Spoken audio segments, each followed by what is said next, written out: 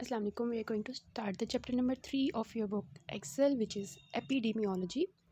इसमें क्या होगा, सबसे पहले हम देख लेते हैं कि AP stands for upon, demo stand for people and logos means study. Means कि हम क्या करेंगे, स्टडी जो लोगों के ऊपर कुछ भी हो रहा होगा उसको हम स्टडी कर रहे होंगे, उसको हम क्या कहेंगे, एपिडेमियोलॉजी। तो डेफिनेशन इसकी क्या होती है, study of distribution and determinants of the health related states और events in the specified populations.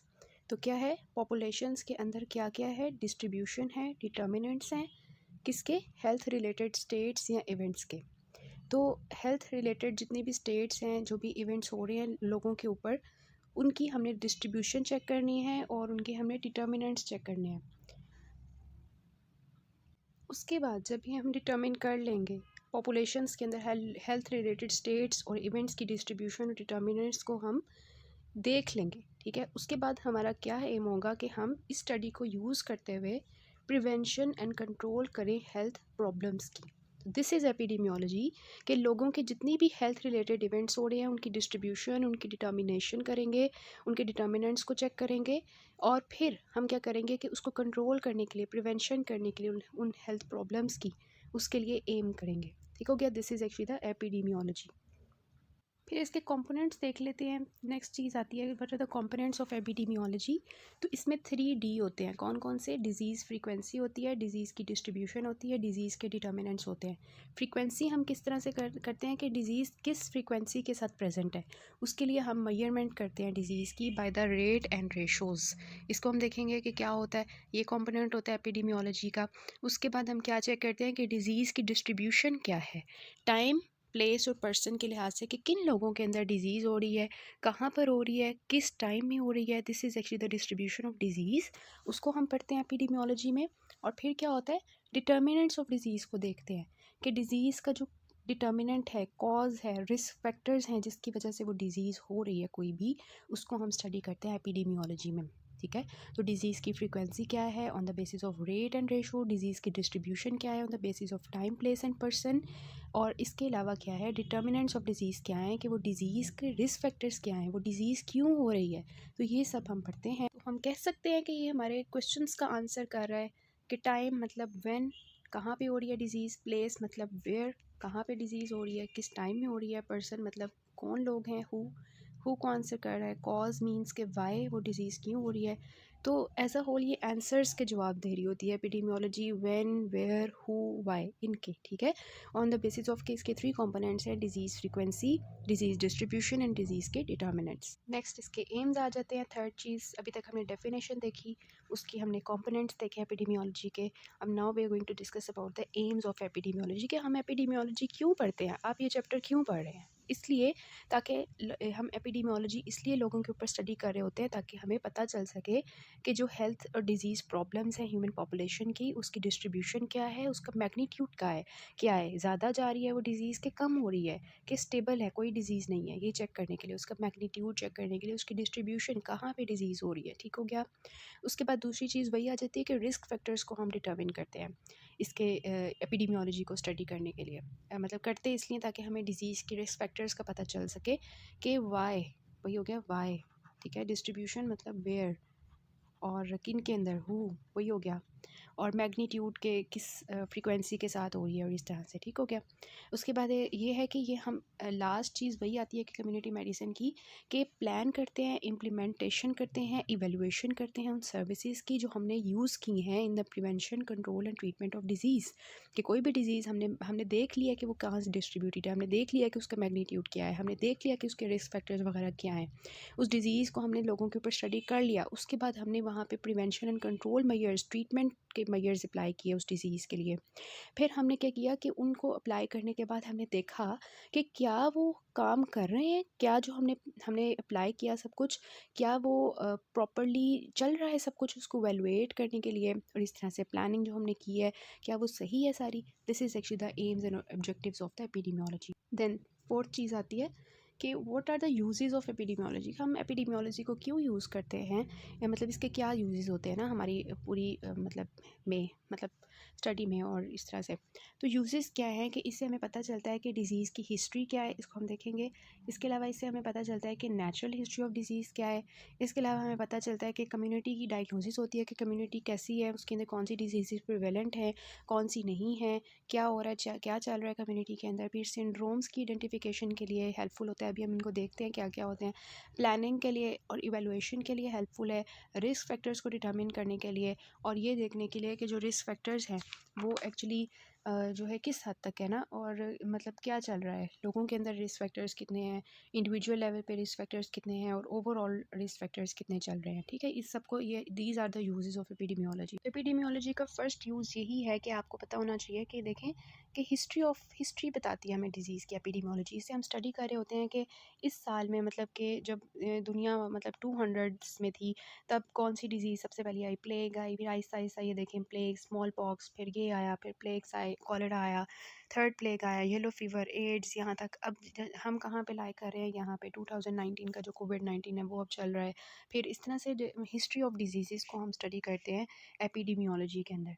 फिर हमें दूसरी चीज़ आफ्टर द आइडेंटिफिकेशन के हिस्ट्री ऑफ डिज़ीज़ को देखने के बाद दूसरी चीज़ एपिडेमियोलॉजी हमें ये बताती है कि natural history of any disease क्या है, कि ये हमारी डिज़ीज़ है ना, तो इससे पीछे इसकी नेचुरल हिस्ट्री क्या है। ये सारी नेचुरल हिस्ट्री है जिसमें एक्सपोजर होता है, फिर डिज़ीज़ होती है। तो वो जो सारा एक चल रहा है एक्सपोजर, रिस्क फैक्टर्स जो उस डिज़ीज़ को लीड कर रहे थे, उसकी हिस्ट्री पूरी एक स्टडी करने के लिए नेचुरल हिस्ट्री ऑफ डिज़ीज़, उसके लिए हम एपिडेमियोलॉजी को स्टडी करते हैं।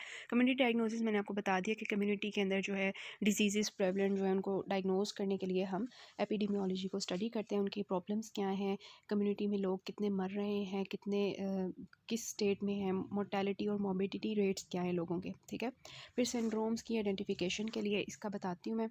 सिंड्रोम में क्या होता है, group of signs and symptoms होते हैं जो डिजीज़ को कॉज करते हैं। For example Plummer Vincent syndrome है ना, तो उसमें क्या क्या हो रहा होता है, उसमें इसोफेजियल वेब्स बने होते हैं, आपको पता होगा, इसने पैथोलॉजी में आपने पढ़ा होगा। जिसकी वजह से क्या होता है कि बंदा खा नहीं पाता और उसको आयरन डेफिशिएंसी एनीमिया भी हो जाता है। तो इनकी जो एसोसिएशन है एक दूसरे के साथ, इन सब की, उसको स्टडी करने के लिए सिंड्रोम आइडेंटिफिकेशन पता चलता है कि सिर्फ एक डिजीज़ में उसके एक साइन एंड सिम्टम नहीं होते, group of sine and symptoms भी हो सकते हैं। तो इसमें क्या होता है, एपिडेमियोलॉजी हमारी हेल्प कर रहा होता है। फिर प्लानिंग एंड एवेलुएशन के जो भी हमने, वही हो गया कि ये इसके एम्स में भी हमने देखा था कि हम जो भी डिज़ीज़ की इंटरवेंशन करते हैं उसको कंट्रोल करने के लिए, प्रिवेंट करने के लिए, उसके बाद हम उसको देखते हैं कि हमने जो प्लान्स किए थे, हमने जो इम्प्लीमेंटेशन की थी, उसकी प्लानिंग और एवेलुएशन प्रॉपर हो रही है या नहीं। ठीक है, उसके बाद ये है कि रिस्क डायग्नोसिस करते हैं कि इंडिविजुअल रिस्क लेवल पे, मतलब जो इंसान है वो कितना रिस्क है उसको। अगर एक बंदा स्मोकिंग कर रहा है और एक बंदा स्मोकिंग नहीं कर रहा, तो रिस्क किसके अंदर ज़्यादा है, स्मोकिंग करने वाले के अंदर या स्मोकिंग ना करने के अंदर, ना करने वाले के अंदर। ठीक हो गया, तो ये हो गया। इसके अलावा हमने देखना होता है कि कॉजेज़ एंड रिस्क फैक्टर्स हमने देखने होते हैं ऑफ एनी डिज़ीज़। ठीक है, जैसे कि हमें कैसे पता चला कि जब बच्चा पैदा हुआ तो उसके अंदर कैटरेक्ट था और पीडीए था, पेटेंट सर्ट्रोसिस और माइक्रोसेफेली के साथ, मतलब टेराटोजेनिक टेराटोजेनिक की वजह से, मतलब ये था कि वो बच्चे के अंदर ये डिजीज़ थी। ठीक है, तो हमें कैसे पता चला कि रूबेला ने ये सब कुछ किया है, ये हमें एपिडेमियोलॉजी स्टडी करते हुए पता चला। ठीक है, हमें कैसे पता चला कि थैलिडोमाइड जो है it actually causes the teratogenic effect on the baby, तो ये हमें एपिडेमियोलॉजी से पता चला। हमें कैसे पता चला कि एक बच्चा जो है उसको हम इंक्यूबेशन के अंदर रखेंगे और उसको ऑक्सीजन लेवल अगर बहुत ज़्यादा दे दी जाती है तो उसको रेट्रोलेंटल फाइब्रोसिस स्टार्ट हो जाती है आई में, ये हमें एपिडेमियोलॉजी से पता चला। हमें कैसे पता चला कि स्मोकिंग करने से लंग कैंसर होता है, ये एपिडेमियोलॉजिकल स्टडीज़ से पता चला है।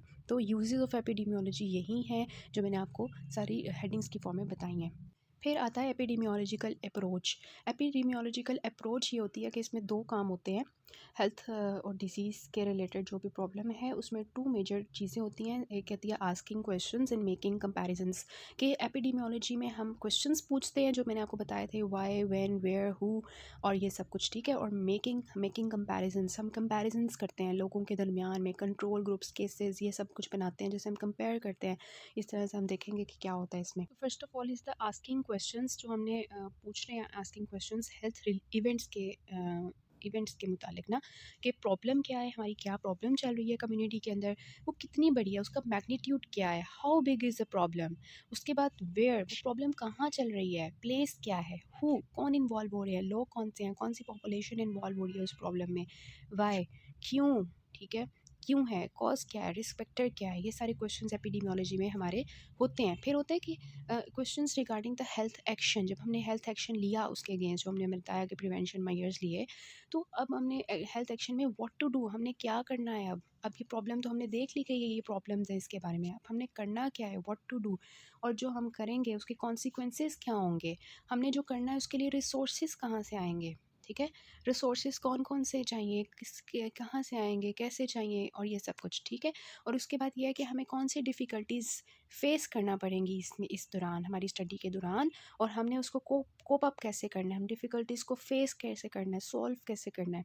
ये सब कुछ क्वेश्चंस होते हैं in the epidemiology related to health events and health action. फिर होता है कि कंपैरिजंस हम करते हैं, ये जैसे मैंने आपको बताया कि इसमें हम कंपैरिजंस करते हैं, हम इंडिविजुअल्स के दरमियान में भी कंपैरिजंस कर सकते हैं, ग्रुप्स के दरमियान में भी कंपैरिजन कर सकते हैं, ठीक है। कंपैरिजंस जो हम करते हैं वो फॉर एग्जांपल हम करते हैं कि एक एक फॉर एग्जांपल एक बंदा है, जैसे मैंने बताया कि ये स्मोकिंग कर रहा है और दूसरा बंदा स्मोकिंग नहीं कर रहा, तो हमने कंपैरिजन करके चेक करना है कि जो स्मोकिंग कर रहा है उसके अंदर लंग कैंसर या बीमारियों के चांसेस कितने हैं, और वो बंदा जो स्मोकिंग नहीं कर रहा उसके अंदर लंग कैंसर या दूसरी डिजीज़ होने के कितने चांसेस हैं। तो ये इसको हम इंडिविजुअल लेवल भी कर सकते हैं, कर सकते हैं, और ग्रुप लेवल पे भी कर सकते हैं। तो ये एक्चुअली एपिडेमियोलॉजिकल अप्रोचेज़ होती हैं।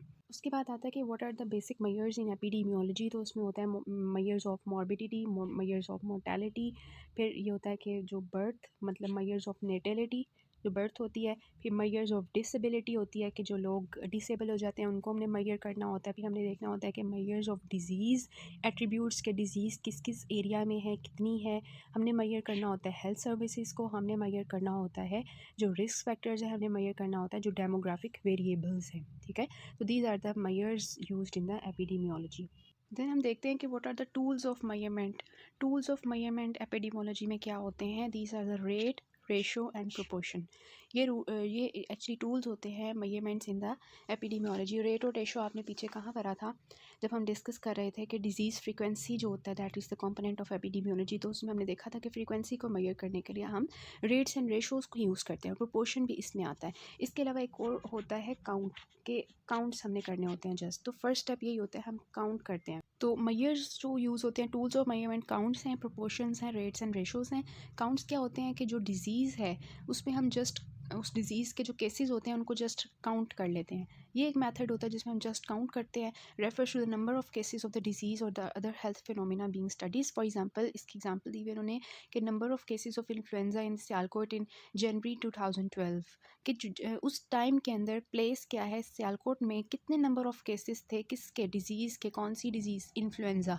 तो दीज आर जस्ट काउंट्स। ये सबसे पहला स्टेप होता है जिसमें हम एपिडेमियोलॉजी में मेजरमेंट टूल इस्तेमाल करते हैं। ये तो सबसे ईजी है, ये तो हम भी मतलब यूज़ कर रहे होते हैं। बाकी होते हैं रेट्स, रेशोज़ एंड प्रोपोर्शंस, उनके बारे में देखते हैं। अब जो रेट होता है ना, उसमें ये होता है कि रेट रेट क्या होता है, इसमें कौन कौन सी चीज़ें ज़रूरी होती हैं कि हम कहेंगे कि ये रेट है और ये रेशो है। तो रेट में क्या होता है, सबसे पहले हम इवेंट को डिफ़ाइन करते हैं कि इवेंट कौन सा है, वो हम देखेंगे वो क्या होता है। फिर हम देखते हैं पॉपुलेशन होनी चाहिए इसके अंदर, ठीक है, पॉपुलेशन होनी चाहिए, टाइम होना चाहिए, टाइम डिफ़ाइन होना चाहिए, मल्टीप्लायर होना चाहिए। तो हम क्या लिखेंगे इसमें, इसमें क्या होगा, सॉरी, तो न्यूमिनेटर क्या होता है, जो ऊपर होता है। फॉर एग्जांपल ये 1/2 है ना, तो इसमें 1 जो होगा वो न्यूमिनेटर होगा और 2 क्या होगा, डिनोमिनेटर होगा। सबसे पहले आपको ये पता होना चाहिए। तो रेट की डेफिनेशन क्या होती है कि it actually measures the occurrence of some particular event. Event किसमें, पॉपुलेशन के अंदर, during a given time period, और फिर हम उसको मल्टीप्लाई करेंगे 1000 के साथ। तो 1000 के साथ जो मल्टीप्लायर होता है ना, that is actually present in the rate. तो इसमें देखें कि जो इवेंट होता है वो क्या होता है, इवेंट कौन कौन सा हो सकता है। For example, it can be the birth event. Vital events कौन कौन से होते हैं, बर्थ हो सकती है, डेथ्स हो सकती है, मैरिज हो सकती है, डाइवोर्स हो सकती है, इस तरह के इवेंट्स होते हैं ना जो डेली लाइफ में चलते हैं। पॉपुलेशन क्या हो सकती है, एक कंट्री की पॉपुलेशन हो सकती है, या इसके अंदर क्या हो सकता है, पॉपुलेशन को हम देखते हैं कि कौन सी पॉपुलेशन है, मेल्स हैं, फीमेल्स हैं, कौन सी है, कौन सी एज के पॉपुलेशन है, छोटे बच्चे हैं, किस एज के हैं। फिर हम देखते हैं कि उनकी जो सोशल क्लास है पॉपुलेशन की वो कौन सी है, सबसे लोअर क्लास है, मिडिल क्लास है या अपर क्लास है। इस तरह की डिफरेंट पॉपुलेशन हो सकती है। लाइक ऑक्यूपेशंस के लिहाज से भी पॉपुलेशन हो सकती है इस तरह से। तो पॉपुलेशन ये हो गई। फिर तो टाइम होता है। टाइम क्या हो सकता है? टाइम पूरा साल का भी हो सकता है, टाइम मंथली भी हो सकता है। फॉर एग्जांपल मंथली टाइम होता है कि इस महीने में, फिर वीकली भी हो सकता है कि इस हफ्ते में। तो इस तरह से टाइम वेरी कर रहा होता है। तो फॉर एग्जांपल अब मैं आपको कहती हूँ कि आपने डेथ रेट लिखना है ना, तो आपको रेट खुद लिखना आना चाहिए कि आप इसमें कौन कौन सी चीज़ें ऐड करोगे ना। तो death rate is equal to, आपने लिखना है क्या क्या, नंबर ऑफ़ डेथ्स। सबसे पहले आप इवेंट देखोगे कि नंबर ऑफ़ डेथ्स, ठीक है, मल्टीप्लाई आप किससे करोगे कि 100,000 के साथ, जो कि मल्टीप्लायर होगा। डेथ रेट जो हो रही है एक साल के अंदर। टाइम स्पेसिफिकेशन आपने कर ली, टाइम लिख दिया आपने, यहाँ पे लिख दिया नंबर ऑफ़ डेथ्स, इवेंट लिख दिया, ठीक है, इवेंट टाइम। नीचे आपने क्या लिखा, पॉपुलेशन लिख दी, पॉपुलेशन किस पॉपुलेशन में हो रही है। तो आप ये लिख सकते हो कि death rate is equal to number of deaths in 1 year divided by mid year population in 2000। तो आपने क्या क्या लिखा, आपने लिखा इवेंट, टाइम, पॉपुलेशन और मल्टीप्लायर। तो इससे आपका बन गया डेथ रेट, ठीक है।